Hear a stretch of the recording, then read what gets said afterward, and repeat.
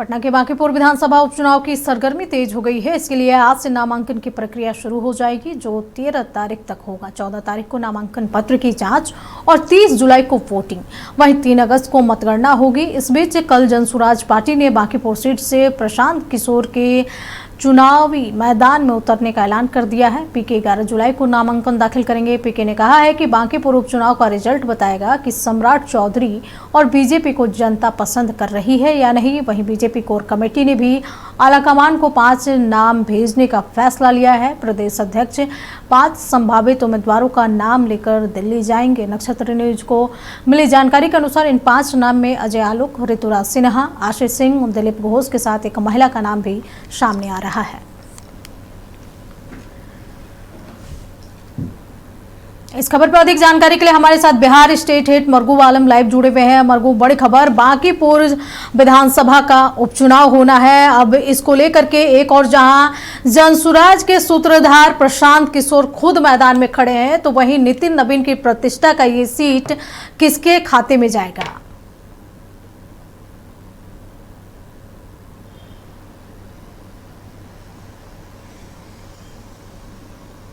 अंजना जी, बिहार है तो बिहार में तो डेवलपमेंट होते रहते हैं। सब कुछ शांत था।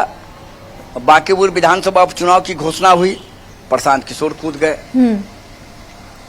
मामला हाई प्रोफाइल हो गया, मामला इंटरेस्टेड हो गया। सारे लोगों की नजर उसी बांकीपुर विधानसभा क्षेत्र पर चली गई। प्रशांत किशोर का क्या होगा? विधानसभा पहुंचेंगे या एक बार फिर हार का मुंह देखना पड़ेगा? लेकिन प्रेस्टीज तो नितिन नवीन की फंसी हुई है, जो भाजपा के राष्ट्रीय अध्यक्ष हैं, सुप्रीम बॉस हैं बीजेपी के। संगठन के तौर पर वो देश के प्रधानमंत्री नरेंद्र मोदी के भी बॉस हैं संगठन के तौर पर। उनका क्या होगा? चूंकि सीट तो उनकी है, उनके पिताजी की परंपरागत सीट है, उसके बाद नितिन नवीन की परंपरागत सीट। उस सीट पर लगातार नितिन नवीन का कब्जा रहा। मंत्री बने, राष्ट्रीय अध्यक्ष बने, अब राज्यसभा चले गए, सीट खाली हुआ। उनके 2-3 लोग बहुत करीबी हैं, उनका नाम है। एक उनके बहुत करीबी हैं घोष, उनका नाम है। आशीष सिन्हा का नाम है। अजय आलोक का भी नाम है। ऋतुराज सिन्हा का नाम चल रहा है। एक महिला का भी नाम चल रहा है।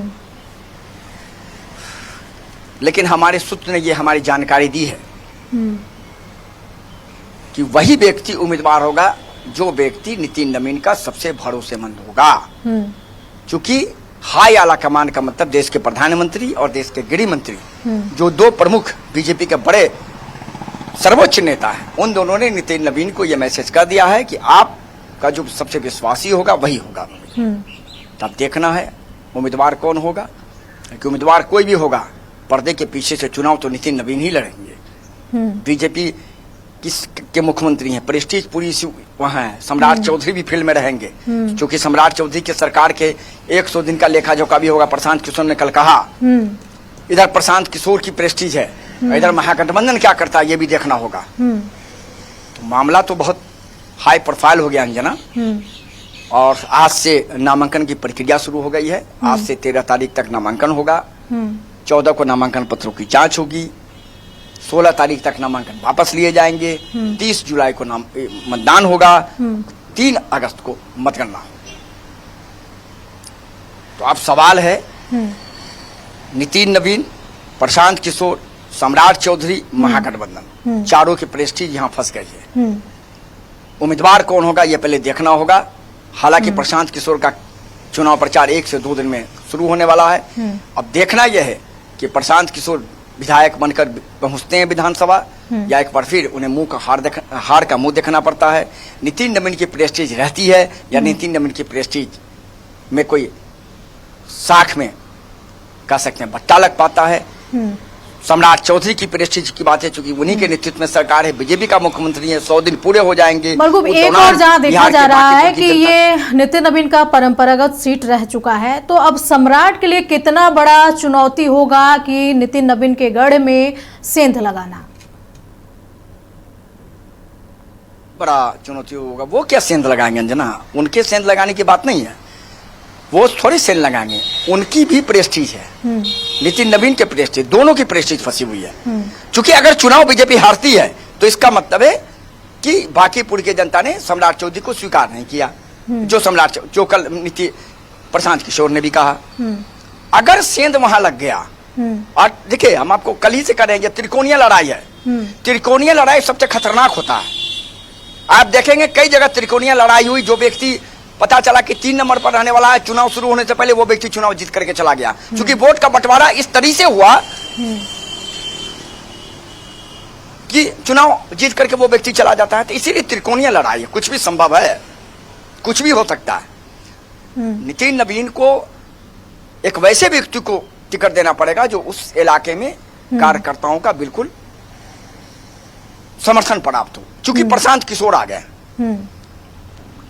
इसमें तो कोई शक नहीं है, एक पढ़ा लिखा हुआ व्यक्ति है, लोग जानते हैं। उन्होंने कहा कि अगर हमसे अच्छा उम्मीदवार कोई है तो आप उसे वोट कर दीजिए, अगर मैं अच्छा उम्मीदवार हूं तो आप सब कुछ जाति धर्म तोड़ करके हमें वोट कीजिए, हम बांकीपुर की जनता के लिए खड़े रहें। मरकूब, जिस तरीके से पिछले चुनाव विधानसभा चुनाव में देखा गया कि जनसुराज जिस तरीके से कैंपेनिंग की और जगह जगह जाकर के प्रचार किया, लेकिन करारी हार प्रशांत किशोर की टीम को देखना पड़ा। खुद तो वो विधानसभा में खड़े नहीं हुए, लेकिन इस बार किस्मत आजमाने जा रहे हैं। मैं तो यही कह रहा हूं ना, इस बार जनसुराज की परीक्षा नहीं है, परीक्षा प्रशांत किशोर की है। प्रशांत किशोर ने इतना बड़ा रिस्क लिया है, बीजेपी के घर में प्रशांत किशोर जा रहे हैं चुनाव लड़ने, ये भी अपने आप में हिम्मत की बात है। अंजना, नितिन नवीन को चुनौती जो भारतीय जनता पार्टी का राष्ट्रीय अध्यक्ष है, उनको चुनौती उसने दिया है, उन्होंने दिया। अब तो सवाल है, देखना आगे आगे क्या होता है। लेकिन इतना जरूर है, ये चुनाव एक ऐसे मंच पर पहुंच गया है, एक ऐसे मोर्चे पर पहुंच गया है जहां संघर्ष है, और वो संघर्ष त्रिकोणीय संघर्ष है। आने वाले दिनों में चुनाव प्रचार के दौरान पता चल पाएगा क्या माहौल है, नहीं है, रिजल्ट क्या होगा तो ये बांकीपुर की जनता तय करेगी। लेकिन इतना जरूर है कि ये चुनाव एक इंटरेस्टिंग मोड़ पर पहुंच गया है, एक ऐसे मंच पर है जहां सम्राट चौधरी की भी प्रेस्टीज का सवाल है, नितिन नवीन के प्रेस्टीज का सवाल है, महागठबंधन तेजस्वी यादव के प्रेस्टीज का सवाल है, और प्रशांत किशोर के प्रेस्टीज का सवाल है। जनता फैसला करेगी, लेकिन प्रशांत किशोर ने इस चुनाव को बहुत रोचक बना दिया है, इतना जरूर है। और अब देखना है बीजेपी अपने उम्मीदवार की घोषणा कब तक कर पाती है। चलिए मरकूब, नजर बनाए रखे। तमाम जानकारी के लिए आपका बहुत बहुत शुक्रिया। तो बांकीपुर विधानसभा सीट पर उपचुनाव होना है, अब देखना दिलचस्प होगा कि ये किसके खाते में जाता है। एक और जहां नितिन नवीन का ये परंपरागत सीट रहा है, प्रतिष्ठा की बात है, क्योंकि वो बीजेपी के राष्ट्रीय अध्यक्ष भी हैं। अब दूसरी ओर प्रशांत किशोर भी मैदान में कूद पड़े हैं, जिनको कि पिछले विधानसभा में उनकी टीम को करारी हार का सामना करना पड़ा था। अब देखना होगा कि इस बार ये चुनाव में किसकी जीत होती है और किसकी हार होती है।